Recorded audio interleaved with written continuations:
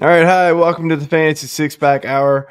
We're going to be kicking off this week's episode soon, talking about some impact prospects for the 2025 fantasy baseball season. And go. The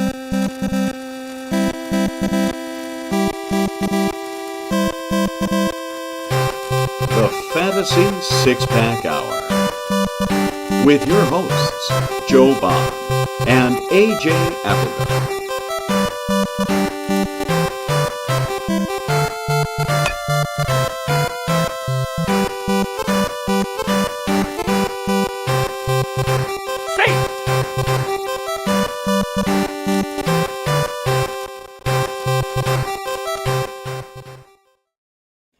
All right, so my name is Joe Bond, founder of FantasySixPack.net. With me over here is AJ Applegarth. I think he wants to say hi, but I don't know. He's muted. And we good? We good? All right. Sure. Sure. And down below here, we got Rich Sayre. He's one of the new writers and podcasters here at Fantasy Six Pack. Glad to have him here. What's going on, man? Hey, excited to be joining other parts of the Fantasy Six Pack universe. Thanks for having me. Yeah, absolutely. Yeah, man. Thanks for being Absolutely. here. So yeah, we're going to be jumping right into some impact prospect talk for the upcoming fantasy baseball season. Before we jump into that, though, and bring on our guests, just want to remind everybody while you're here, hit that subscribe button, that little bell to remind you that we're going live and we got new stuff. Like the show, leave comments. We love hearing from you, so jump on in and do that. Without further ado, though, I want to bring in our guest, who I think is pulling an AJ, kind of fiddling with stuff in the background. I don't know what's going on over here. He's just doing his best AJ impersonation. We got Chris Blessing from Baseball HQ. What's going on, man? Saw you like moving stuff around at the last second. That's an AJ move, man. I tried to get my light to work, and it didn't necessarily work. I have a light to make this as clear as possible, but whatever. You are fine. How's it going on tonight, man? It's going well, man. It's baseball season. Yes, absolutely, man. Definitely baseball season when we got a Chris Blessing sighting on the show. So happy to have you here. Before we jump into the prospect talk, though, I guess the big news right now is the Pete Alonso signing. Any surprise that he went back to the Mets? Honestly, like this is kind of where I expected him to land. I'm not surprised. I mean, I'm not surprised at all. Yeah. I was hoping that he would move on just because I wanted to see people freak out. Met fans, they've had a great winter, right? And I wanted to see him freak out, and that didn't happen. Yeah, I mean it'll be good. I think Soto, him, Lindor, it's gonna be a talented lineup, man. I'm looking for some. I mean, that could be kind of like a mini, Judge Soto, there right there.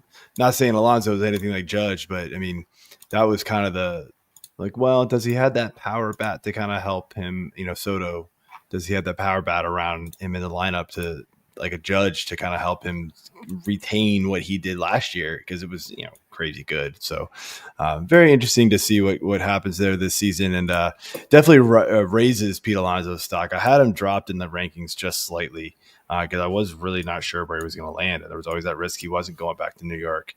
But now that he's back, I think he's going to climb just ever so slightly. But let's jump into the prospects, though, man. That's why we got you here, Chris.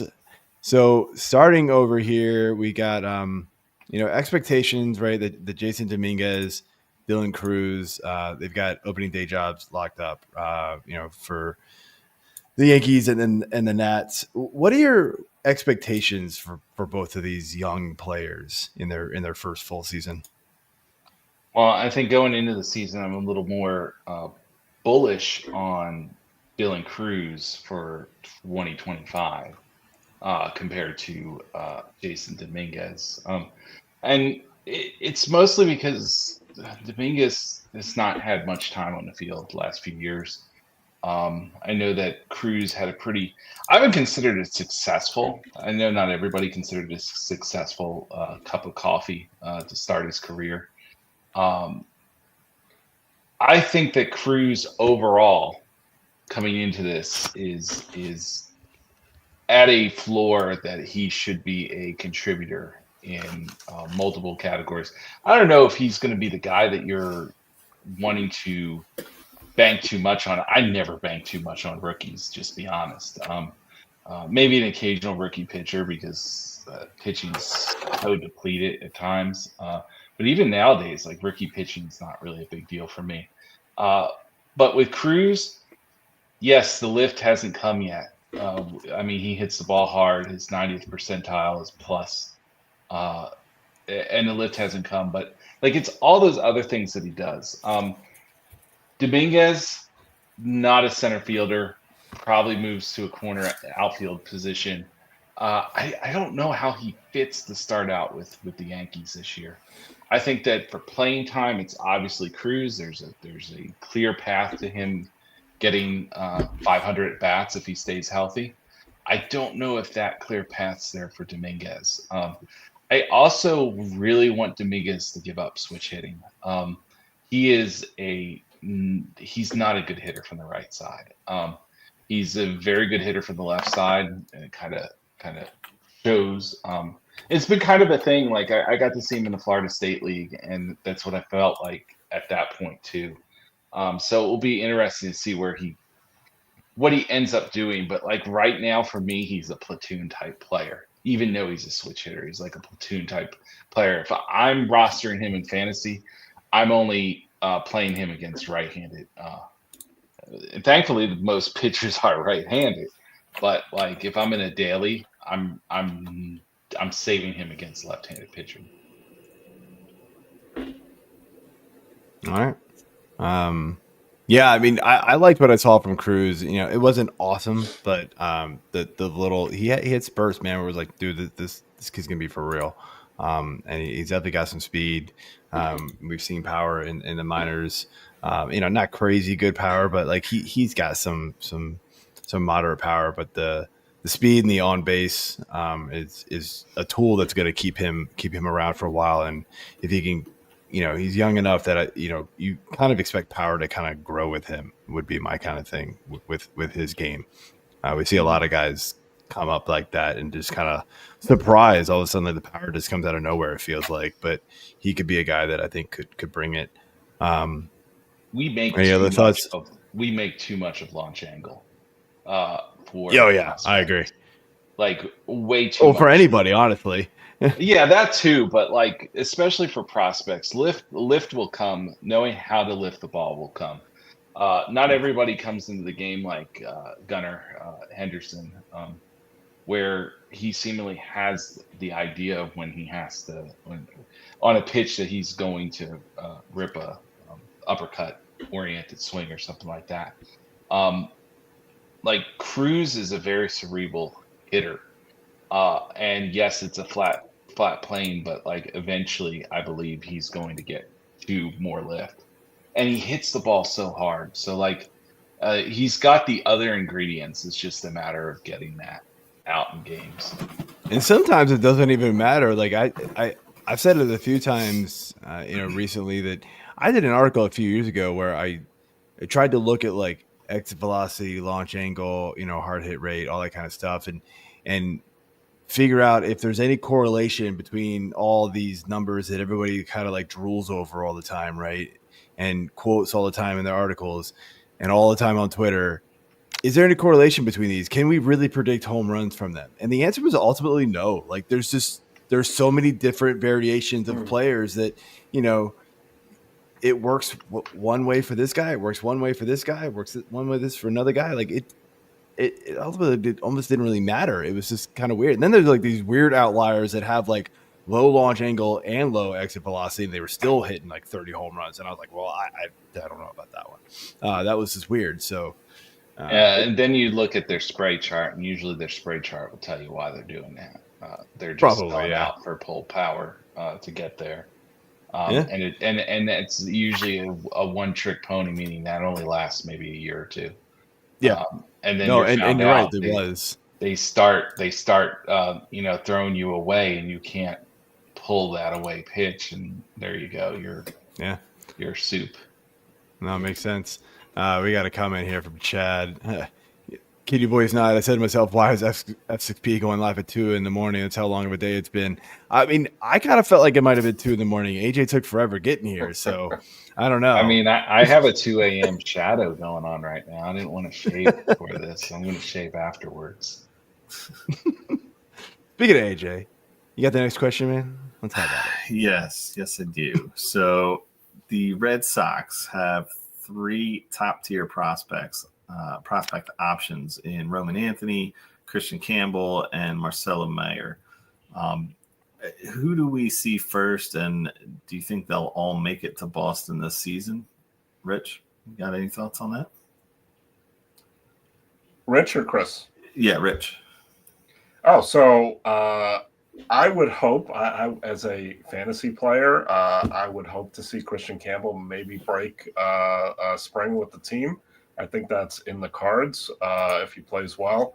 I wouldn't expect to see personally Mayer this year. I think he's got some more work to do, just staying healthy maybe for one.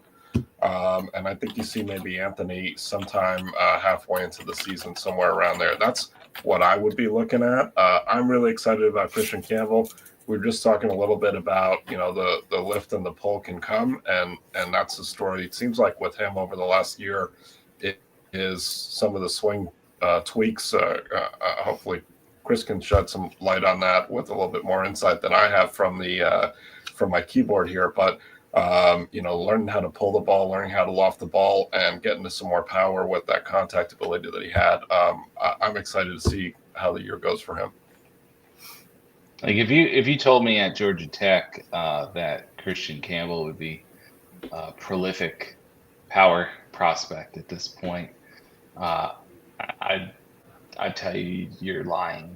Because he was a contact oriented dude. He didn't get you high exit velocities. I've talked to several of the area scouts. As folks know, I'm here in Georgia. I used to do associate scouting with a few clubs, and still have some of those contacts. And I've asked them what their thoughts on Kristian Campbell is, and it's almost like a disbelief type thing. They can't believe that the Red Sox have gotten this out of him. But it goes to the whole organization at this point, and why they're probably the top organization in baseball right now, farm system wise, is because of their hitting lab, their swing. I think they call it the gas lab. I don't know what it's called, whatever it is. Jeff Ponce told me once what it was called. But anyway, so many guys, watching their Greenville team today, this year, it was like night and day. Some of these guys all of a sudden were on the prospect map that weren't previously on the prospect map because they were getting so much out of their swing, exit velocity, while also Campbell's in zone contact rate and in zone exit velocity increased as he moved up this year. This is really hard to do. Guys like that, you don't really kind of guess that. Now, trying to guess who's going to be the first one up this year, man, I always hate playing these games because I just really don't know. Meyer has probably, if he was healthy, probably had the best chance at this. I think the fantasy community dogs Marcelo Mayer for no apparent reason other than the fact that we've been talking about him so long, and that he's been injured so much. Do I have him ranked before Anthony or Campbell? No.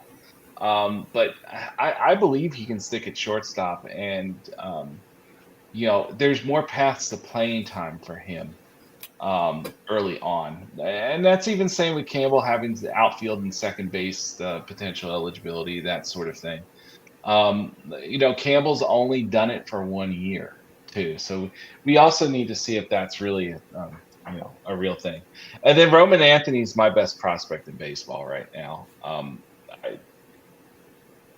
Seeing his maturation, I was on a plane last year, headed to Futures game, and he was in first class with Marcelo Mayer. And Max Clark was the Tigers prospect, was in first class. For whatever reason, Kyle Teal, who's since been traded, wasn't on that flight. But just seeing Anthony in person and seeing how like just massive he is, and proportioned as well. Like besides seeing him in game action and stuff, like sometimes you get a good estimation of guy like Max Clark was a really buff dude, but then I was like, where is he going to grow now? He's such a short guy. Like I saw this athletic, muscular dude sitting in, I think it was like 3A or 2A, or no, 3C or 2C. I don't know which seat he was in.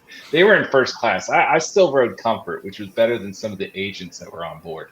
But like, man, like you could see Anthony with his athletic long frame getting even stronger. Without losing his foot speed. Not that his foot speed is going to really carry him, but like his athleticism should carry him to pretty big heights. Like I really think that this is a high on base percentage guy, and we're talking about like early on maybe 20 plus home runs, but we're talking about a guy. Again, people are concerned because he hits the ball too much on the ground at this point. But like I think you're just looking for problems when you're seeing a guy like this and not realizing like dudes don't consistently hit this hard all the time with the on base percentage skills, and that really and truly doesn't have the huge swing and miss issues in somebody like Emmanuel Rodriguez with the Twins, who hits the ball as hard, if not harder, than Roman Anthony. But like there's some question marks about whether the BA will even be enough because there's so much swing and miss there. So Meyer was my pick, but I'm more confident about the other two having more prominent careers. Yeah, I'd say especially this year, you're seeing. I mean, with Mayer, like it's almost like you said, we've been talking about it forever. It's fatigue in the fantasy community. It's like, we're done with you. Like, we'll see. But yeah, the other two are getting a lot of hype this year, and rightfully so. They're very good players. So it'll be interesting to see when. I don't think it's an if. It's when they come up.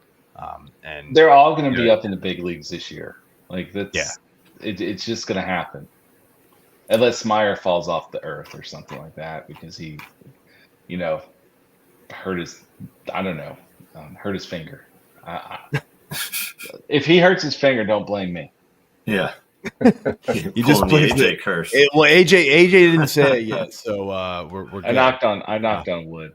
What I will say is Trevor Story, obviously not the picture of health in recent years. So, his entire career. Him likely missing time opens up a spot for one of these guys. And then you got David Hamilton as projected second baseman. I mean, what a boring name, David. Yeah. Hamilton. Sorry, it's that's not a prospect to get it, or not a player to really get excited about. Like, no. I just picked David Hamilton. Like Roman, hell yeah. Roman, Marcelo, Kristian Campbell goes so well. Like it's a great transition, especially since he spells his name with a K, first name. Can't wait for the Roman Anthony like gladiator bobblehead. Yeah, that's gonna be great. It's coming. Yeah. You know it is. They've already got it ready. They just got to hit send. They do. All right, Rich. Let's jump over to this next one. Yeah, so this is a question near and dear to my heart a little bit. Talking about Coby Mayo, talking about the Orioles earlier. His first try last year didn't go so well. Couldn't have gone much worse. 4 for 41 overall, 22 strikeouts in that span. 293 OPS. Yeah, I said that correctly. Should we ignore that as a small sample size, or should we be worried? Oh man, I mean it's a small sample size, which is why he might be a guy that this year fantasy managers can get at a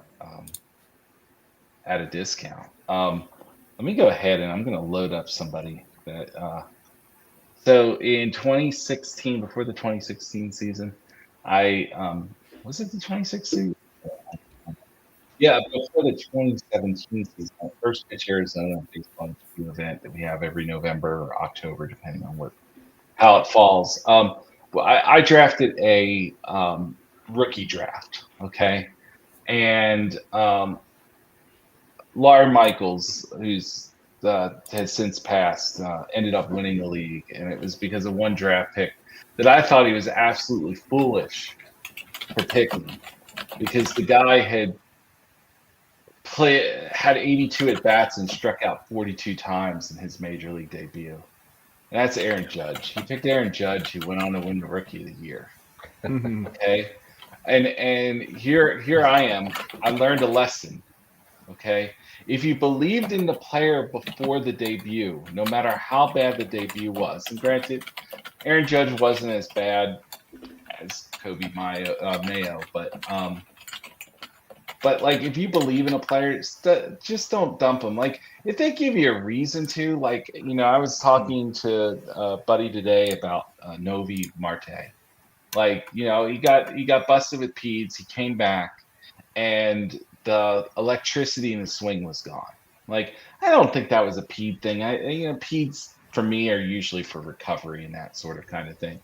But he looked really rusty. So, like, I wanted to see him in winter ball, and Marte has not looked good in winter ball so far. He still looks like he's slow, and maybe the performance enhancing was what was making his bat whip through the zone. Who knows? But usually in baseball, it's more for the recovery factors and that sort of thing. So like, I have a reason to be off Marte, because like, he hasn't there were a few question marks before he got busted, and he hasn't shown any real improvement since. He's just shown kind of slowness. Now, Mayo, as the season went on, looked better. Okay.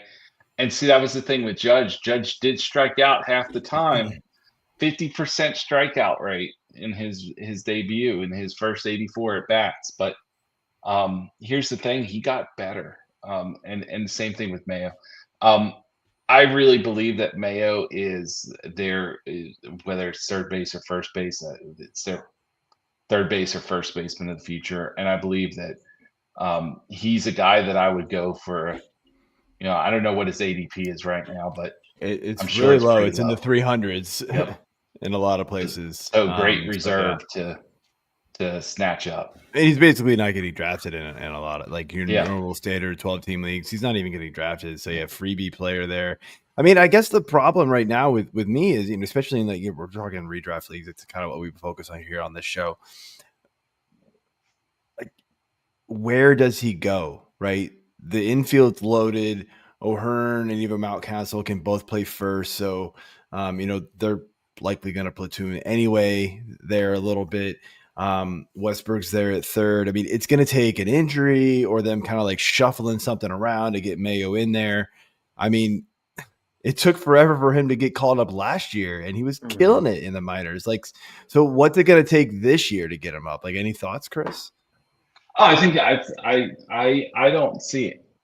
I don't see anybody at third base that's really just capable of keeping him off the playing. So you're not a Westberg guy? He's a fine player, but if you've got do you think he's a superstar player? No, but I mean, he had I think Mayo. That's for sure. I think Mayo's the potential. I think we talked about Pete Alonso. Other than one season, he was really a superstar, right? Maybe 1 or 2 seasons, Alonso. I mean, last 2 years, he's been about a 2-WAR player, 3-WAR player, somewhere around there. I know we're talking fantasy and stuff, but I'd like to, poke the bear with Mets fans. And so I looked this crap up because I'm also a Mets fan, actually. I know it says Orioles. I'm just here sucking up to the host with an Orioles hat on right now. But anyway, I just don't see if Mayo is as advertised, they're not going to keep him off the field. Okay. And there was probably a reason, sometimes guys do dominate in the minor leagues, and there's a reason why they get held back. Maybe his growth level wasn't where the Orioles wanted it to be. And then they needed guys. They needed a spark, and they put him in there, and he just wasn't a spark. I've seen so many guys get called up before they should. Not to hate on Mets fans again, but like one of the things I really argued about years and years ago was when they called up Ahmed Rosario. I didn't think he was close to a finished product at all. But there was that pressure. He was performing in the minor leagues. We saw it with Jordan Walker too. Like I could tell you, Jordan Walker's pitch recognition was absolute crap. But like he was performing, and Joe Adell was another guy that kind of just went like just absolutely disappeared. And it was another dude that like we won him up in the major leagues. Well, I don't think a lot of teams are really smart, but I think the Orioles are. I think they have a great player development thing. I think that they make really good decisions on when guys are ready, when guys aren't. And I think it tells you that they didn't think he was ready when he was, lighting the world on fire. And then when they threw him in there for a spark, because that's what it was. It was for a spark. He didn't come through. And that's the cruel thing about major leagues is you better perform right away or you get put into a pile. You mentioned that, and so I'm writing up the third base guide here at Fantasy Six Pack. It's going live tomorrow morning, and I wrote about Mayo and how he struggled, but he wasn't the only Oriole prospect who struggled last year. Obviously, Jackson Holliday wasn't awesome the whole time through. He had a brief moment where he was like awesome, and then it kind of fell off again. Any thoughts to, because these prospects know they're coming in and the minor league system is, it's still pretty loaded. The team has a lot of depth as well. Any thoughts to like maybe there was just a little bit of added pressure on both of those guys specifically to like you have to perform right away or it's not going to work right now? There's always that added pressure, especially when you're a top prospect, especially like with Holliday and with Mayo. Like, you look at Holliday and you would thought that he could handle it. He's been around big league, baseball his whole life kind of thing. Mm-hmm. But like you can't simulate it. I've said this and people have argued with me, but none of my at Park colleagues argue at this point. The minor leagues, like the full season leagues, are the worst they've ever been. And I felt like, all right, yes, I'm 44 years old. I've been doing this since 2009, going to the ballpark and covering prospects and stuff. And like, I started going, oh my God, I'm sounding like an old scout, like an old man scout. But it's true. What the pandemic did, and I hate talking about the pandemic, but like it stopped player development for 2 years. It essentially stopped player development for 2 years. So what you feel about the pandemic that we're still talking about it here in 2025 is it stopped player development. That means it stopped player development from junior high pretty much through the minor leagues. So like this last draft class wasn't as strong. Talking to scouts, some of my scouting contacts going into this draft, they say this draft might be less than last draft. And we still haven't caught up. There's a lot of things. We had one great draft where everything came together, but guys were held back because of the pandemic in that case. Yeah.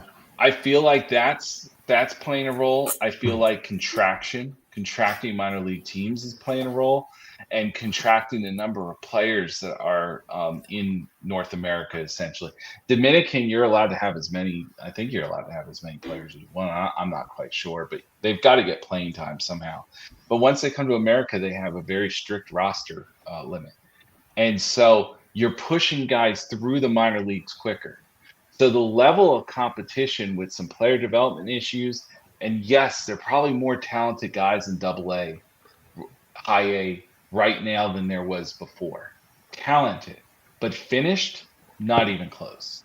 It's some of the worst baseball, especially pitching. Pitching, man, I've heard talk about expansion and stuff, and I finally felt like Major League finally caught up to the 98 expansion with pitching. Like, it took that long to catch up to, and I think it had a lot to do with that there was expansion in 93 and 98. And you added 4 teams and you had to find all these new pitchers and stuff. But like with people talking expansion, I'm like, oh my God, there's not 26 more pitchers that are going to fill roles if we expand. Like it's that bad, guys. Well, I mean, the Dodgers have them all. They do, but let's talk about that. Like, you know, a lot of guys with the major leagues don't perform. Like, you know, so they're getting all these free agent guys and stuff, and you know, they're putting together a 10-man rotation. They're just going to filter guys through the IL and stuff. I mean, They didn't have any of them by the end of last year, though. I had to make a huge true. decision in my my home league with Glass now, because like I don't know where is he going to get hit. Like, how many IL stints? Because he's like somebody in the forecaster this year, whoever had his player box, that he was a 30 something like a $30 arm on a yep, thank you, there you go, on like a $1 body or something. It was really bad.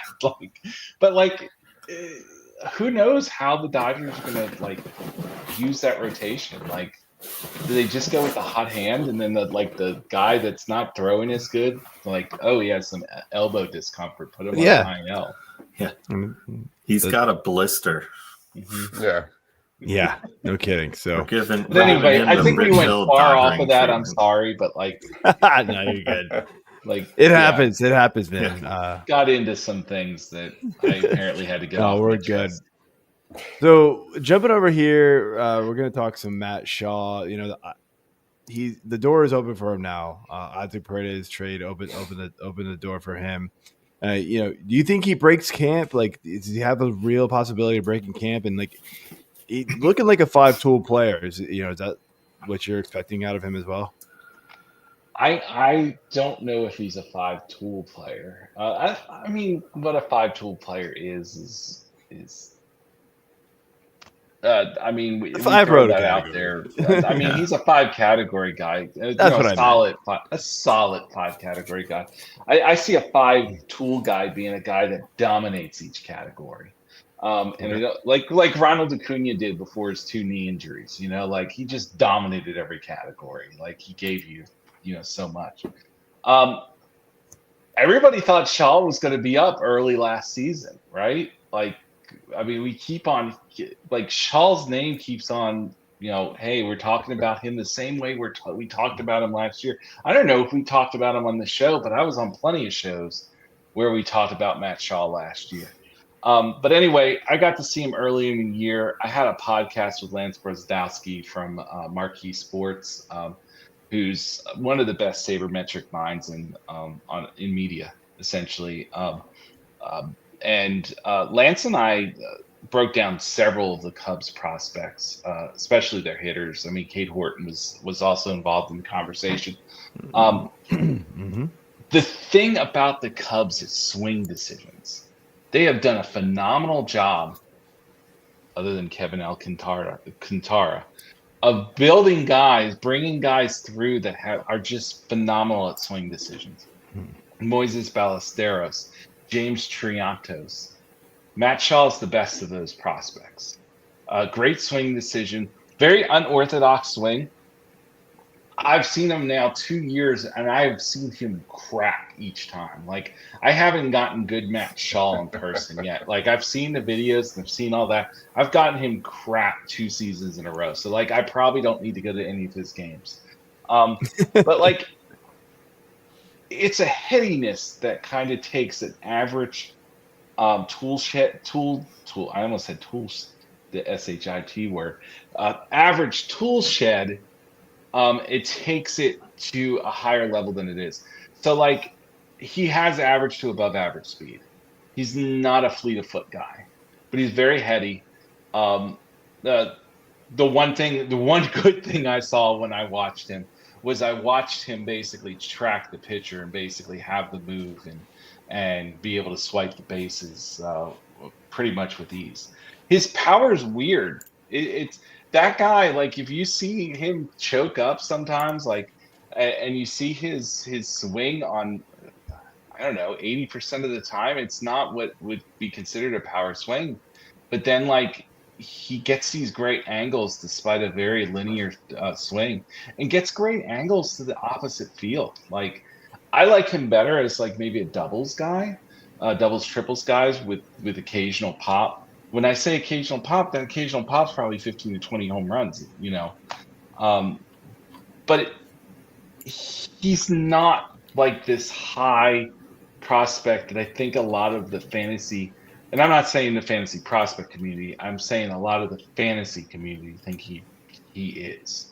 I think that they see the production, they get his major league equivalencies, and you know, they look good. Like, I think he's a solid guy, and I think he comes in as a solid guy. But progressing beyond that, I don't know. I know that we're talking about redraft mostly, but and that's why he's probably a better chance as long as they don't sign Alex Bregman, which there's a rumor out there that they're kind of hot on him. Like, this guy, I mean, this guy should be the starting third baseman if that doesn't happen. Yeah. I don't know. Rich, you got any thoughts on Mashaw? I feel pretty similarly. Again, just from the outside looking in, like, I wasn't sure his power was going to translate the way some people think it is. You know, you hear like 20, 25, 30 home runs. I don't know, just from the size and the swing plane. So that would be my main question is, I feel like he's more of a solid guy than a star. And as far as redraft, you just don't know what's going to happen this year. There's a bunch of guys last year that we thought could be up, could start the season. Caminero, Mayo, Manzardo, any of these guys, and they didn't do anything. So, yeah, you got to be a little hesitant, especially in redraft. Yeah, we got Uncle Ted over here filling up the comment box here. So post some of these up here. He likes Ronald Acuna's brother over there. I like it.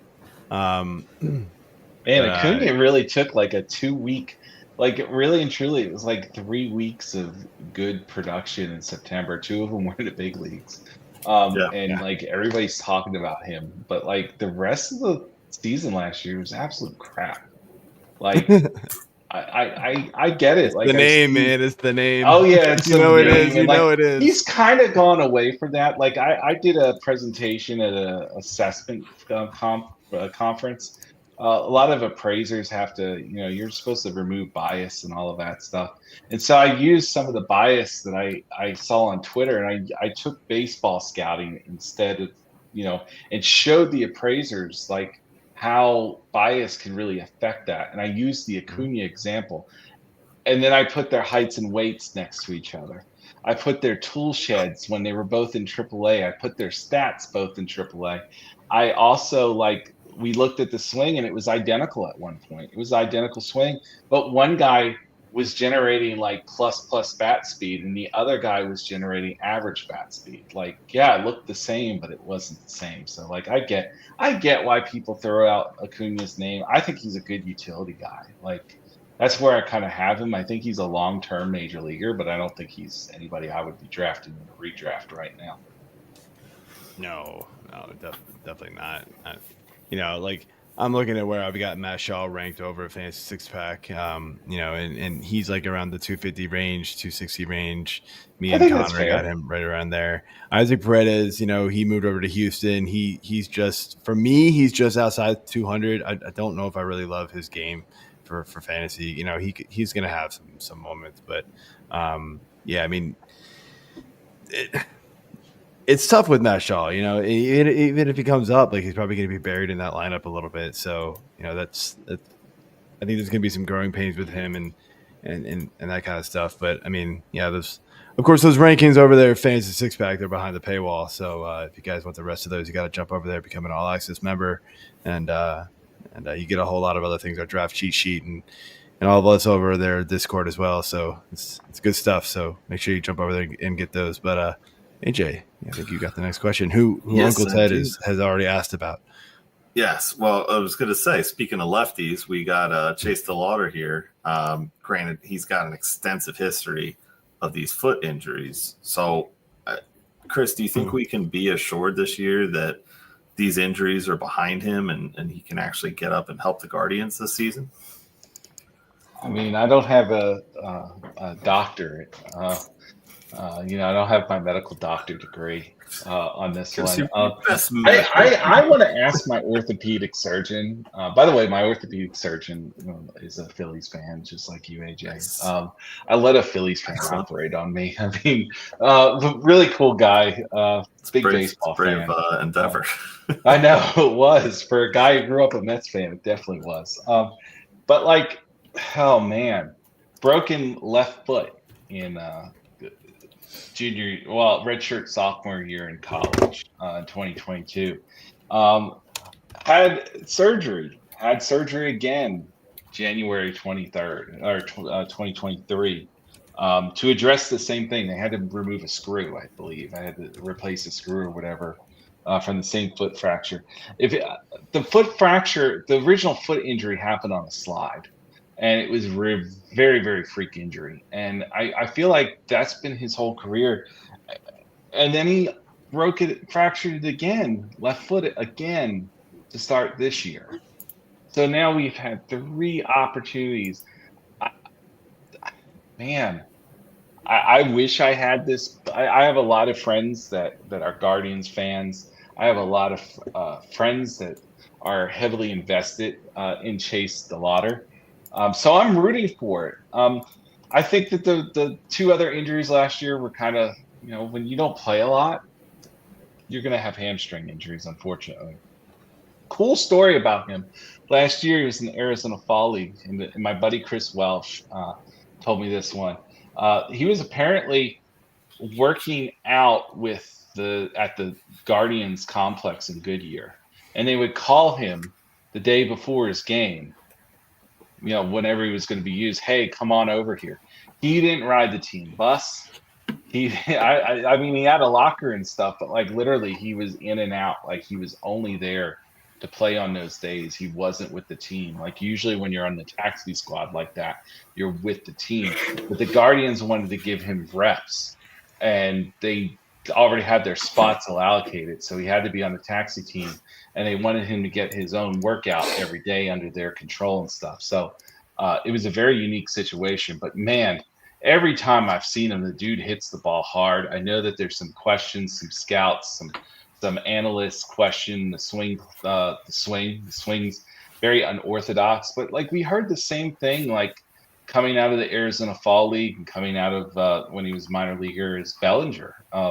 Bellinger's swing's not going to work in the big leagues. Well, I'm going to tell you something. Bellinger's swings worked in the big leagues. This kid's, his swing's a little different, yes, but it's the Bellinger swing we didn't have any comps for at the time. DeLauter just hits the ball hard. There is some concern that maybe the over the fence power might be limited because of that swing. But again, I mean, it's health. It's not his swing that is causing him any question marks that we have. And so, so like, if I was a doctor, maybe I could make a prediction whether they could count on him this year. But I'm not. I mean, in the same way, like I know that like they're rooting for Daniel Espedino to pop up and be good. Like he's supposed to be able to be healthy at some point this year. Unfortunately, and no matter how hard a guy works, like DeLauter, who apparently has a great work ethic, or Espino, who has apparently great work ethic, who hasn't been bothered, like hasn't shown that this has gotten him down. Either guy, it's just unfortunate what's happened to both of them. That like, I mean, after getting Achilles surgery this year, I know I'm 44, not close to their ages, but like it could wear on you, man. Like, especially breaking your foot 3 times in 3 years. Like, I think if I'm Chase DeLauter, I'm just hoping to go through a season without a broken foot. Yeah, makes sense. See where it lies after that. All right. Rich, next question. Yeah, so we mentioned the draft a little bit earlier, 2024 draft. I'm wondering, Chris, who you might think reaches the majors first from that draft. You got Travis Bazzanna, you got JJ Wetherholt, a couple of guys that are, seemingly ready. Nick Kurtz hit really well after he got drafted. Some of the other guys, who do you think gets the majors first? Well, it's a guy not even listed, Christian Moore, Angels. Was up in Double-A. There was some talk that he was going to get called up last year. Had a really hot start, and then pitchers took advantage of his aggressiveness. He's a very aggressive hitter. Came from the University of Tennessee. I think he's like a solid guy, but I don't think he's like on the level of the other prospects that are listed there. Of the guys listed there, I think that. Bazzanza had a really rough debut. We kind of expected him to like, all right, let's get up to Double-A and all of that kind of stuff, and didn't really go as well. He didn't hit the ball as hard as we thought he would. His swing's fairly repeatable. He keeps a nice plane. He has very good heat using, very good. He has solid plate discipline, that sort of thing. I think he's really kind of the guy that's going to get there first. If anybody else pushes him, it might be Nick Kurtz, just given the situation in Oakland. Or I'm sorry, not Oakland anymore, Sacramento. Given the issue of, I know they spent some money this year, but still, like, there's going to be opportunities for him. I'm not really on a lot of these guys. I've said it before, and I'll say it again. I wasn't a big fan of this draft. My 1-2 actually went 1-2, which was Bazzanza and Burns. I think Burns is not as finished product as their previous guy, Brett Lauder, the Reds. I don't have Burns being a major leaguer this year. Charlie Condon, I've had some serious swing issues with him since early in the draft season this last year. He dips his hands. It's a very top heavy swing. I thought he was a first rounder. I didn't think he was like a top 5 pick. But in this draft, it made sense. I know some people had him as number 1. Also, people don't realize how favorable hitting in that ballpark, Foley Field in Georgia, is for a right-handed hitter. It just helped his stats so much, and really and truly, like the whole SEC, that's why you see some of the better teams in the SEC really struggle in the SEC tournament. They all play in these bandboxes. And then they get to the SEC tournament in Hoover, which is like a professional. It used to be Birmingham's field, Birmingham Barons Double-A, and it's a professional level field. And they're used to these bandboxes, and they get to that stage and they struggle. I saw the Condon struggle coming. I'm not a Notre Dameist, so but you could see where there was going to be some adjustments needed. And are we confident the Rockies are going to make those adjustments? That's what I was going to ask you. Yeah, if you could shed any light on that, because I have big concerns about that. Nowadays, you don't know who he's working with, swing coaches and all that kind of stuff. I try to stay out of that. I don't really have relationships with outside instructors like some other people do.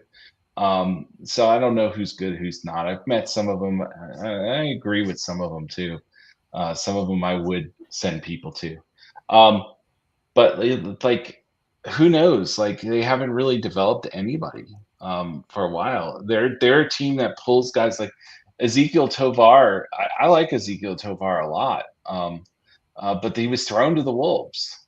Because he could play shortstop and play defensively, and he was fast, kind of thing. I think he was rushed. So I also worry about that with Condon too. Is they might just rush him because they need players.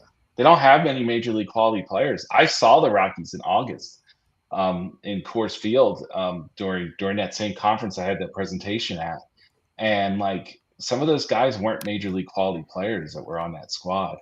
And they were playing the Marlins, who definitely didn't have any major league quality. I mean, it was like the worst two teams you could ever go and watch and pay money for. I got like behind home plate for $25 in the resale market. Like, who does that? Like, it's just what it is. So, and then we didn't talk about Jack Caglianone. He was a very impressive bat. I got to see a lot of good swings from him in the Arizona League, Arizona Fall League this year. I think that he's a little further behind in development of those other college bats that we've talked about. I know we haven't talked about Wetherholt, but JJ Wetherholt probably was the second best hitter in my eyes coming into that draft, with Jack being number 3. I don't see Kurtz's upside. I just don't. Caglianone has a very high upside. It's just the floor is a lot lower than what Kurtz is. All right. Good information, man. So we'll move over here to a big name that signed this offseason with, of course, the Dodgers. Considered a prospect, whether or not you agree with that or not, I'm not sure I do. Over 400 professional innings overall on his resume. Roki Sasaki. He's battled some arm injuries as well, but I mean, like, and at the time of typing this question out, his ADP was 92 on NFBC. I've looked at his last month only on NFBC. It is up to 76. Would you be comfortable drafting him there? No. Yeah. I wouldn't draft him in the top 125. Yeah, that's kind of where I'm at, man. It's just, I understand the hype. I mean, we've been talking about this kid since he was 19 years old. I mean, he's the most talked about prospect coming out of Japan. I can only think of maybe 2 guys, maybe Otani and Ichiro. That's how far it goes back. Like, I don't think we talked about Hideki Matsui as much as he was coming to the big leagues. Yeah, Yu Darvish might be on that same level too. Like, we talked a lot about Yu Darvish as well. But like, yeah, that's the thing. It's like the arm injuries are concerning because what his best pitch is. His best pitch is a splitter. And he throws so hard. So I like to look at the last 2 imports that we've gotten from Japan that have been like the top pitching prospect. We got Yamamoto, who is clearly better pitcher right now than Sasaki is. Okay. And then we had Koji Singa, who adapted really well to the major leagues. I mean, he had arm injuries last year, barely pitched for the Mets. But like, he was like this, if you put the top 30 pitchers, he was a top 30 pitcher in his first year. He was maybe even a top 20 pitcher in his first year in the big leagues. But he was a veteran pitcher. And with a successful track record in Japan. And yes, this kid has had a successful track record, but here's the thing: the arm injuries, and also like some of the international scouts have also said the stuff has backed up as these injuries have accumulated as well. I have some concerns with that. I honestly think that he signed with the Dodgers, and I'll be honest with you guys, he might start the year in the minor leagues. He's on a minor league contract, right? He's on a minor league contract. Like, come on. Like, I'm not, especially with that rotation, I am not going to bank on a guy that could very well start the year in the minor leagues next year. Now, does he have tremendous upside? Yes. I mean, we've seen it since he was 19 years old. But again, like, there's some polish that needs to be added to this. This is not like the other Japanese pitchers that we've had that have come to the big leagues polished. This is a different animal this time. And so, like, my thinking is they may even start him in Oklahoma City or Tulsa to get him to the point to get to the highest to his highest upside, because that's what the Dodgers want. The Dodgers don't need him this year. Mm-hmm. No. Let's think about that. They don't need him this year. They don't need him to start the year. They might need him late. Who knows? They don't need him right now. And so, like, they're gonna probably treat him with kids gloves, and probably don't throw him right out there right away. I know they start in the Far East this year, but like they've got a lot of pitchers that, Yamamoto probably gets one of those starts. Glass now, Ohtani will be in the lineup, kind of thing. They won't do it for PR either. Like, they won't just throw him out there for PR. He might be on the exhibition tour right before it, but like, I mean, I would not draft him in the top 100. I definitely would not draft him in the top 75. But who am I? I barely play NFBC, so. Yeah, no, I mean, I'm kind of the same way. Well, so speaking of league, so I'm pretty sure you did sign up for the Fantasy Six-Pack Series, right? I did, yeah. So you're kind of on the same boat as me. I'm not putting you in my division because I want somebody to go reach for him early. And that's just one less person who won't talking to you. So yeah. Speaking of that, guys, if you want to play in the Fantasy Six-Pack Series, it is free. We play over on Fantrax, the absolute best place to play. It's a large field tournament league. This will be the fourth year we're doing it. Multiple 12-team divisions, all playing for one big trophy here. It's sitting back here behind me right here. It means I won it last year, so you got to come get it from me. So, yeah, jump on over there. The link here is at the bottom, fantasy6pack.net / the Fantasy Six-Pack Series. It's at the top of my Twitter and Blue Sky as well. So jump on over. We'd love to have you play, and it's a lot of fun. So, with that said, when I saw the 76 ADP, I was like, whoa. I mean, what happens over there a lot of times. And after a while, like the NFBC ADP, I feel like becomes unusable for like normal leagues, because what it is that there's so many people playing in so many leagues that they're like, oh, well, this time I'll take a chance on this guy. And this time, that's why you see the min and the maxes be so wild on like one player, especially the mins. Like, we're going to see, the min on him. And I'm sure if I actually want to look it up right now, just over the last month, the min ADP on Sasaki here. It is the min is 36. So somebody, like, it gets skewed, right? It gets skewed really quickly because there's just guys drafting, all the time, and they want to diversify, their portfolio, whatever you want to call it.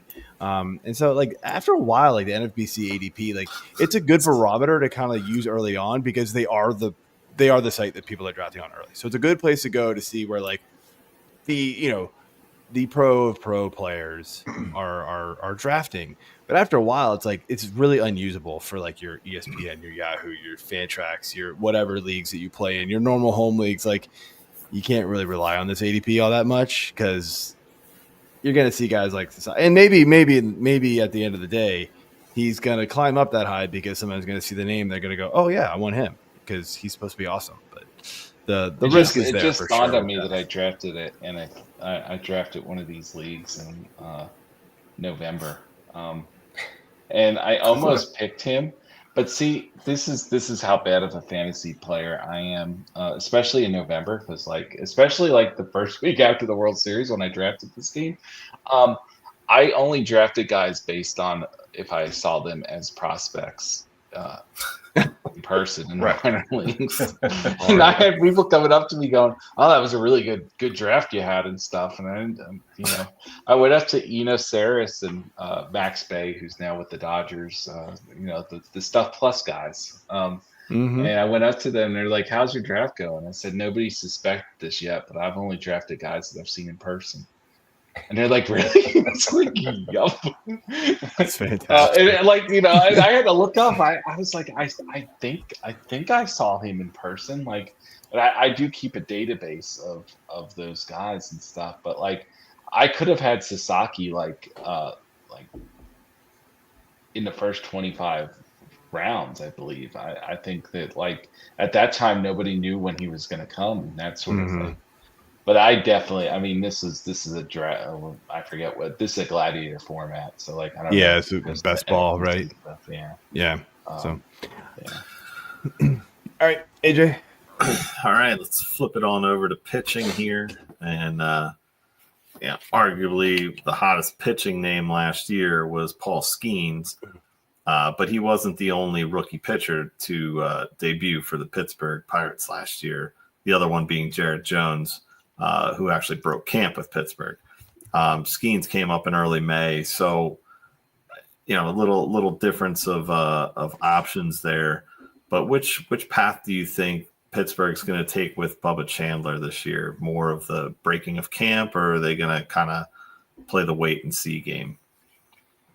Chandler's had a different path to the big leagues. The Jared Jones and Paul Skeens. Obviously, Paul Skeens was up fairly quickly, not even a full year after he was drafted and stuff. People tend to forget that Chandler actually started as a two-way player. Played some shortstop, I believe, is what he played in the minor leagues. Didn't do well at all. And then last year 2023 was the first year that he really dedicated to being a pitcher only, and was absolute gas. I mean, a heck of an athlete, and you could see specifically the stuff's been there. Like the stuff has been there since he was at North Oconee High School, or one of the Oconee high schools in the Athens area. Oconee County's right next to Athens, Clark County. Athens is where UGA is. A lot of good players come out of that area, that little area. Kumar Rocker came from that area. Brady House, who's a Washington Nationals prospect, came out of that area.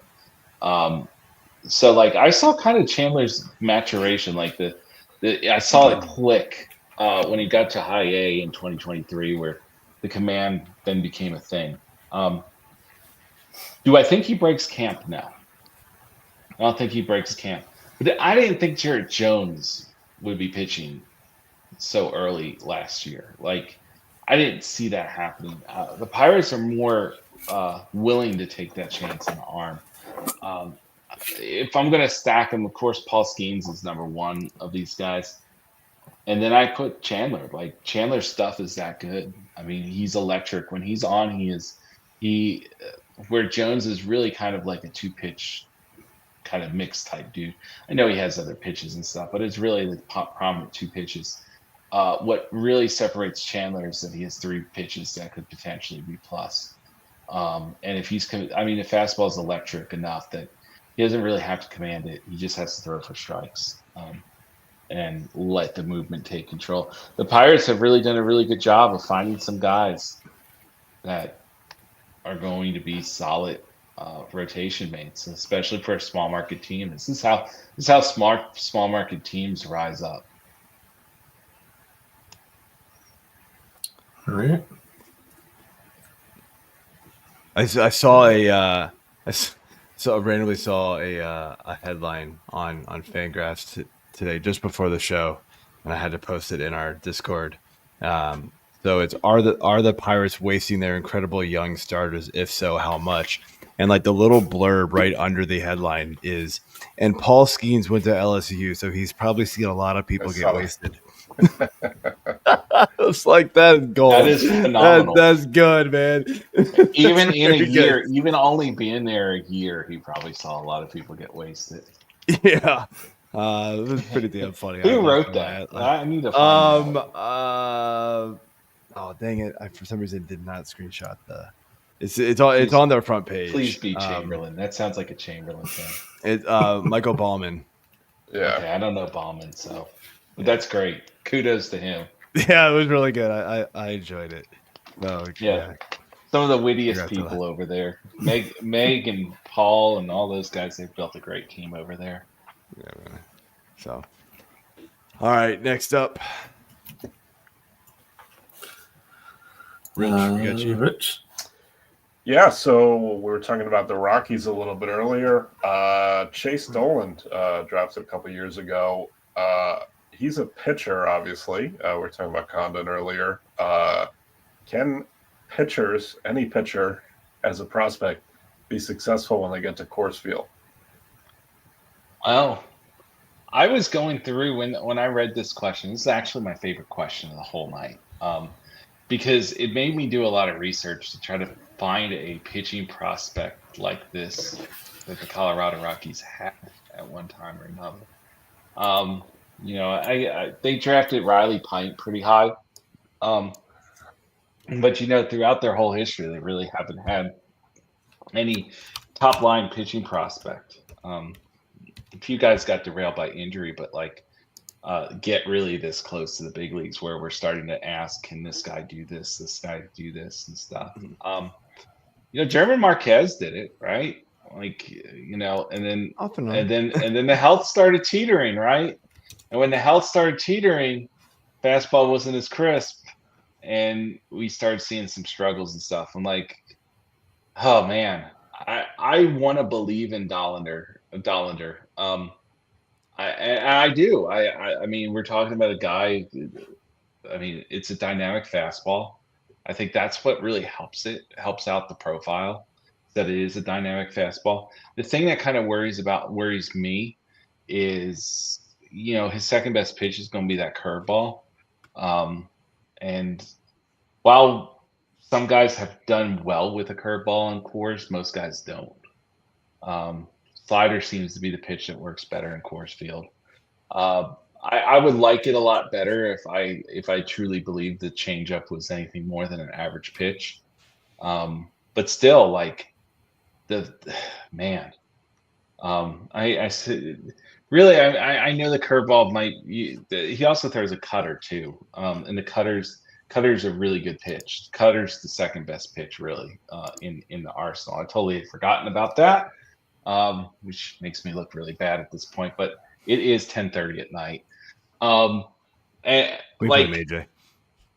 Yeah, he was late by 20 minutes, but it's okay. He had technical times. I hate you guys. Yeah, you knew it was coming. You were on time last year. So like, I was downstairs well in time, and then I hit power, and it's like, I was like, great. Mm-hmm. But if just one of them days. But if anybody's going to do it, Dollander has the pitch mix to do it. Essentially, I wish it was not the curveball. I wish that I like the fastball cutter. I wish there was a third pitch that I was 100% sure was going to work at Coors Field, and I don't have that third pitch right now. But it could happen. You never know. Like pitchers, especially at this caliber, get better. And hopefully one of those third pitches, either the curveball or the changeup, really becomes that next option for him. But I think he's the best guy coming up as a pitcher in a very long time, if ever. Like, they've not had a top pitcher like this. I mean, they had to sign their guys like Mike Hampton. They had to rely on the school district, right? When they signed him. Not a Rockies prospect, but I always think back to the immortal Jorge De La Rosa as far as somebody spinning the ball a little bit in Coors Field. Yep. It's just so tough to trust anybody over there, man. Like, you even get like good pitchers from other teams. You're like, oh, they're going to Coors? I don't know. Like, on second thought, I'm out. I will not name this past. Sorry, Go ahead. I was gonna say, except for last year, like the Rockies' offense was so bad you could pitch other pitchers there against them at home because they're getting obliterated no matter who, like where they hit. So that's like the outlier year, though. A few years ago, I had a cross-checker friend for another organization who was really high on a guy, and he knew his team was going to draft, and they had him pretty high up there, but like they didn't think that, like, a lot of that slotting, a lot of that is making sure you have the money for the guys that you want and all that good stuff. It's a chess match, and he didn't think that they were looking at him like, you know, 3rd, 4th, 5th round type guy. And then if he was like, but you know, if he signs with anybody other than the Rockies, like he's like Chris, he's going to, you know, be a really good guy. I just remember he got drafted by the Rockies. Literally, I get the text before the pick gets even announced. He's like, "Yeah, take him off your list. Like, don't even talk about him as a potential sleeper outside the first 3 rounds." And I was like, "Oh, okay, thank you." All right. Well, speaking of another pitcher here, we're jumping over here to the White Sox. Noah Schultz. He's a very talented guy. And you know, we think clearly one of the 5 best starting pitchers in this organization, but he's made 33 starts over the last couple of years. Never made it past 4 innings though. Like, are they ever going to take the big guys off and let them roll? I don't know. You're asking somebody who thinks that the White Sox don't do anything really well. So You're not alone. I mean, they once hired a 77-year-old man that's more, you know, to manage their team, and then he lost the team because he couldn't relate to him. But like, you know, you're 77. I wonder why. A bunch of 20, 30-years. What is this tactic? Oh, that's good. So what we know about Noah Schultz, and he was a guy that unfortunately I didn't get to see last year in person. I just happened never to really work out for me. But I mean, the slider's freaky awesome. 6'9", low arm slot, deceptive. Uses height very well in the delivery. You know, we've heard the Randy Johnson comps, of course, because of the size and because of the wickedness of the slider. Like, I get it. Fastball shape is not good with Schultz. The innings are a little scary as well. I saw a starting pitcher years and years ago who was in the Houston Astros organization, and then he went to the Brewers organization, and everybody was like, "Oh, this guy's the next great starter." But he was starting, wasn't throwing deep in the games, and like I never put him down as a starting pitcher. I at least did that with Noah Schultz. I think that there is enough there, but that guy I'm talking about is Josh Hader. Like there's questions on whether this arsenal will take away the health things and being slow. There's some concern whether this arsenal will be able to get through lineups twice. Is the slider good enough to do that with a hard fastball? Don't get me wrong, but a fastball that is not at the same quality as a lot of other fastballs are from the top prospects.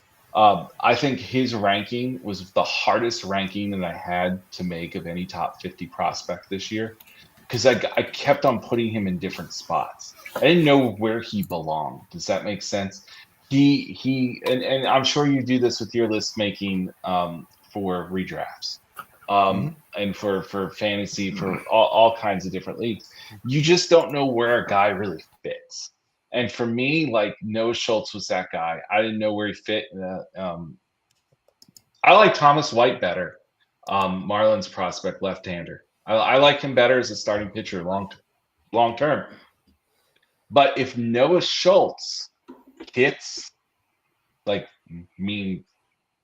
jackpot, everything works out, he has the body, the deceptiveness, he's basically delivering a ball so much closer than everybody else is. Like, he could literally be one of the top starters in a league, kind of thing. Now, the chances of that for me are very slim. Like maybe 10% chance, probably like 5% chance, maybe even lower than that, maybe 2-3%. I think at the end of the day, he ends up becoming a closer. That's where I see it, unless the fastball shape improves. And I wonder also, if this is going to be kind of like Tyler Glass now coming up with the Pirates, where they seem to, and Garrett Cole as well, like where it seemed to not really work with those organizations. And then they get to a smart organization and all of a sudden something clicks. Fastball shape gets better. They realize that they just have to throw it over the plate. They don't really have to hit corners or anything, because their stuff is that good.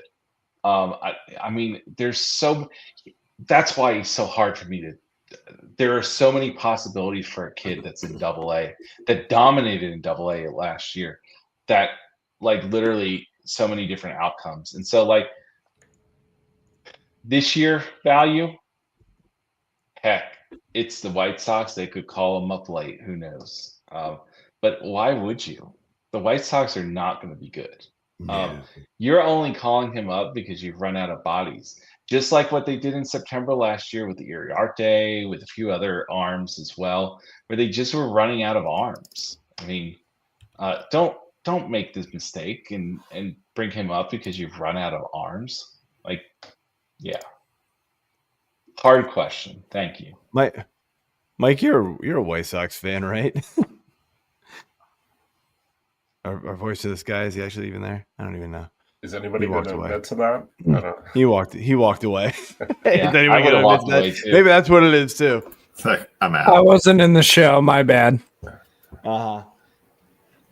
You gonna answer the question? No. No. Okay, that means a yes. All right, AJ. I hesitated letting you ask this question, but I mean, sure. Did you though? I mean, come on. I just started. I can add to the banners if you ask him. Oh yeah, it's coming. You know it is. Yeah. All right. So I already warned Rich. In case anyone listening does not realize that I am a Phillies fan and that I go on rants, here we go. Andrew Painter missed all of 2023 and all of 2024. But he did get back for 15 2/3 innings at the Arizona Fall League. Phillies, I believe GM is the correct title for him. Dave Dombrowski has indicated that we won't see him up with the Phillies this year until the summer. I mean, do you think that he's going to force their hand sooner, or are they just still playing the slow game and whether he's healthy or not? I think they're playing the slow game. I think that I don't see any deception with those words. I got to see him in Arizona. I had, I think, 2 or 3 inning start. It was literally a guy who hadn't thrown for several years. I mean, getting his work in, touched 99 that day. Had him between 95 and 97 most of the game. Very inconsistent fastball shape that day as well. Command was off. But when you're coming out of such a long break, you're going to get that sort of thing. Slider looked fine. That's his other plus pitch. He has 4 above average or better pitches. He certainly has the arsenal. My thing is he did not look. He definitely did not look close to ready in that Arizona Fall League stint. He looked like a guy that was still rehabbing from a very serious injury. And good on the Phillies for taking it slow with him. We have so many other teams that probably push that. But he is he could be right now we have 3 right-handed pitchers that could be, in fantasy top 20 prospects. Okay. We don't normally get that. Okay. I mean, I try not to, I usually have a quota of maybe 1 or 2 guys that I will draft in the top 20 of all pitchers. And we have 3 righties and 1 lefty right now that kind of fill into that little gap right there. He's probably, I have him higher than Dollander overall. I have him less than Jackson Jobe from the Tigers, who we got to see at the end of last year. But like just a very dynamic arm that needs to be babied a bit. He's still incredibly young. Like his first full season, his only full season was right after his high school season. I mean, we're talking about a guy that does not have much mileage on that arm either. So they're going to need to build that up too. But it was just so unfortunate that this happened to him because he had such momentum, especially coming into spring training in 2023. Yeah, I mean, he was going to be their fifth starter, easily. And once this hit, it was okay. Well, time to pivot. And then missing all of last year as well. It was, I don't think they. Well, I was going to say I don't think they needed him, but yeah. Tawan Walker was absolute trash. So they that was a very questionable signing. Yeah. I liked Walker, coming up. I always was, kind of a fan of his, his ability, but I don't know if it's a mental thing with him or what. He just doesn't seem interested in even playing the game. He just had too many down games. And last year he was just, oof. I mean, he wasn't even hot garbage. He was just like tepid garbage. This is what you see when a guy's essentially lost his. I mean, he lost tons of time because of injuries. I mean, and people forget that Tajon Walker was in the big leagues when he was 20 years old. Like the maturation, like literally started. Like he was 23 before he got hurt, and then he got hurt, and then we didn't really see him again. I mean, occasionally we saw him again, but we didn't see him again really until he was 28. Pop up again. So like that's when you miss maturation time. That's why it's so hard, and you don't want to rush guys.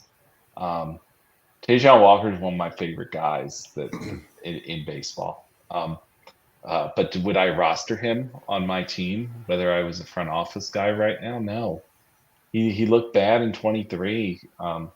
He survived in 23. He didn't survive in 24 at all. 15-6 record is very deceiving. Yeah. I mean, it was an ugly. I had him as a $1 in my Otanu Podcasters League. And it was a great $1 guy to have on that team. But it wasn't a good pitcher. I mean, it was a good $1 guy.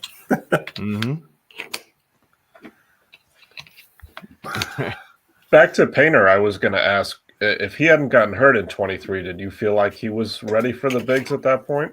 I do. I mean, his command. See, that's the thing is the maturation's usually command.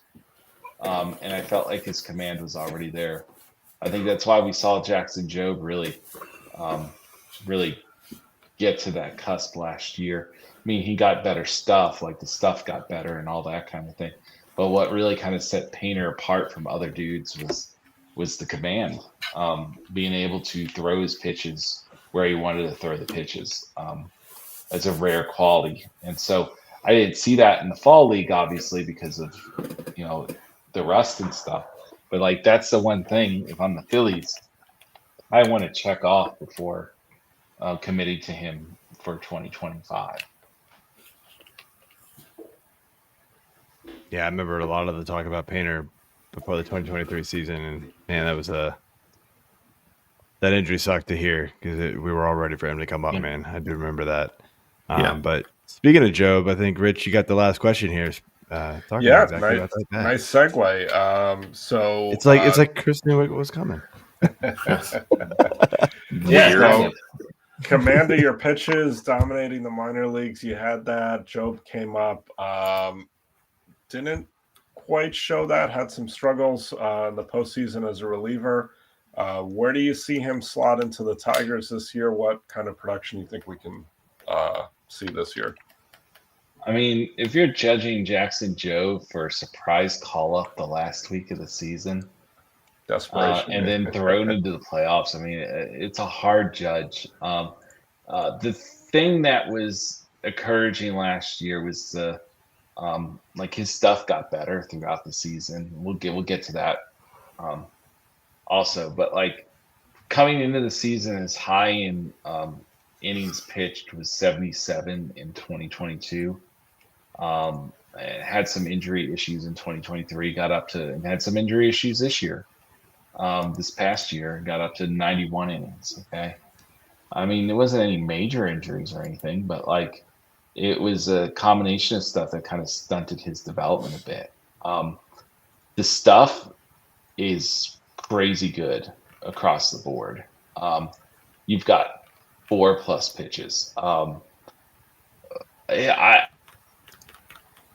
And these aren't like if you take him from when he got drafted in 2021 and the 2022 season, and even into the 2023 season, even into the Arizona Fall League in the 2023 season, and you look at the maturation of his pitches from what they came and what they've become.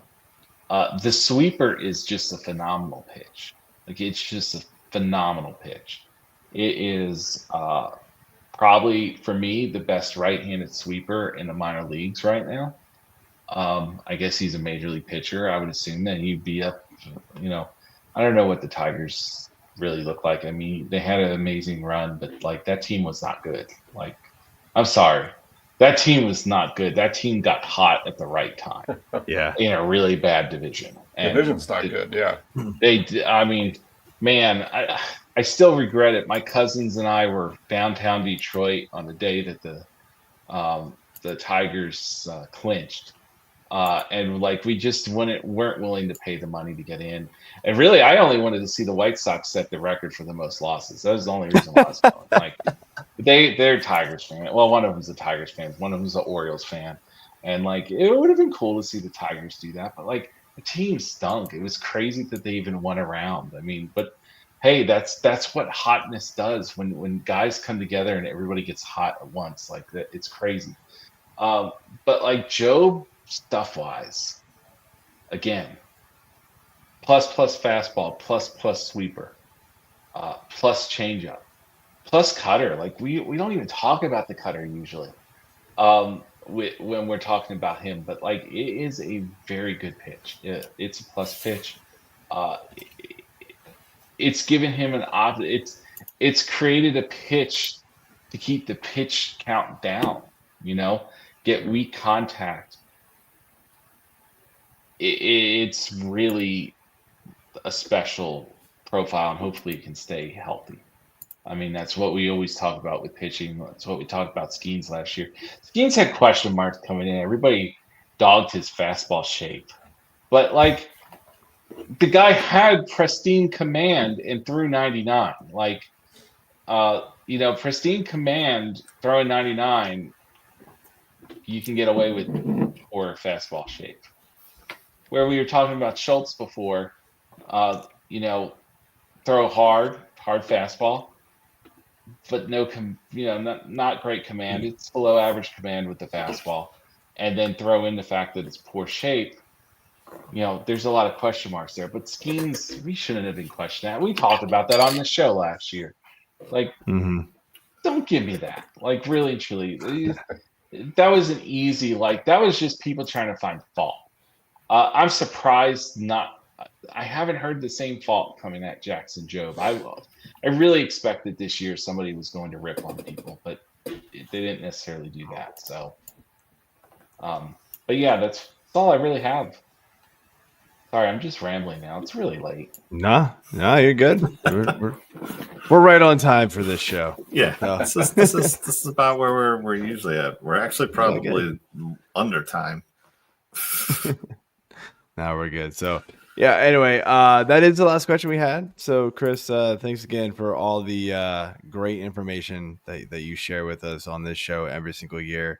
Once again, did not disappoint. So before we let you go and close up everything, Chris, let everybody know where they can find you and what you got going on this season, man. Well, I'm on Twitter, C_blessing. I'm on Blue Sky. I don't know what my handle is there, but you can find me. Very easy to find me there. This year, prospect guy right now, Baseball HQ. We've got a few things in the hopper, a few things that are going to be pretty cool this year. Also, podcast hosts, the Eyes Have a Podcast. I kind of consider it the only fantasy prospect podcast that is really kind of just derivative, whatever you want to call it, derivative of all from the ballpark. Like we just talk about guys at the park. So it's not as analytically as other fantasy. I'm not saying it. I have pretty much everybody else from the fantasy prospect community on my podcast, but we're not talking about lists or anything like that. We're not talking about who our favorite third base prospect is or anything like that. It's all about guys that we've seen. So it's a very unique format, unique show. I had a scouting director on last year. That was kind of cool. That's cool. Yeah, I'm hoping to get a different one this year because I don't think my buddy's going to want to do it again. But it was pretty cool. I had the Guardians, Ethan Purser from the Guardians on in September. If you guys want to check that out, it's a really cool podcast. We talk about his draft. We talk about how he got started and everything. He actually thanked me, which is like I should be thanking him because he basically helped me. He was the guy that was there for me when I needed to talk prospects when I was first like learning how to do it because he was learning at the same time. So hopefully I can get another scouting director. But I just kind of wanted a space where we just talked about what we saw at the park, and I think we've been able to accomplish that. I don't know what day of the week. I think my articles come out on Friday this year. That's pretty much it. Thank you guys again for having me, and awesome. I look forward to taking that trophy away from you this year, Joe. I've gotten better in fantasy because my work life's not as stressful anymore. So that does help. I had a third place finish in the AL Touts last year, so my redraft's getting a lot better now. That's awesome. I will say we're moving into a weekly format this year, and I know. I'm excited for that. I suck at weekly formats. I always make the wrong decisions. That's why I love tweaking. I can I didn't mean to start him yesterday. I'm going to start this guy instead. Make up for it. And I'll figure it out next week. Yes. And then you make the switch and realize after the roster's lock, oh, wait, that guy's only 5 games this week. Damn it. Yeah. My first year in AL Touts, I got absolutely killed. Every decision I made was wrong. Every one. So now I just go in and I'm like, I might have been intimidated by the people that were in there at first. I don't know. Maybe just subliminally. I don't know. But this year I was like, I know these guys well enough. I mean, 1 or 2 of them are going to kick my ass. Hopefully not 3 of them. And that was my goal, was just to place. So I placed. There you go. All right. Nice. Yeah, man. Nice. All right, Chris. Well, that's it for the show. I want to thank you for coming on again, and we'll definitely do it again soon, man. You know that. So thanks, man. All right. Have a good night. Thanks, Chris. Love you guys. All right. So love you too, buddy. So yeah, that's it for the show. Rich, you are kind of the guest co-host, so I'm gonna let you have your time here and kind of let everybody know what you're working on here at Fantasy Six Pack. A lot of fun. Yeah, really enjoyed kind of the conversational format here, like talking about prospects. That's my thing in the baseball world. And I've been really excited to, like I said earlier, come into the Fantasy Six Pack universe. My partner in crime, Dave, and I have been running some Dynasty content for you. That's been dropping at the Fantasy Six Pack website. And we do our 2 Guys 1 Roto weekly show as well. So hopefully you can catch us there. AJ's laughing. He got that one really quick. Creative title. I like it. Yeah, no, that's a great podcast. We've got a couple of them up. Unfortunately, this week, like you mentioned earlier on in the show, did not happen. But you guys will get right back to it next week. So looking forward to that. So, all right, Rich and AJ, you got any final words? No. Go Phils. Go Birds. Suck at KC. You shall lose. I don't know. I can't root for either team. I don't know what I'm doing. Lies. Yeah. Look, your I mean, team I'm a Commanders team fan, so I can't. Overachieved this year, and then ran into the best team in the league in Philly.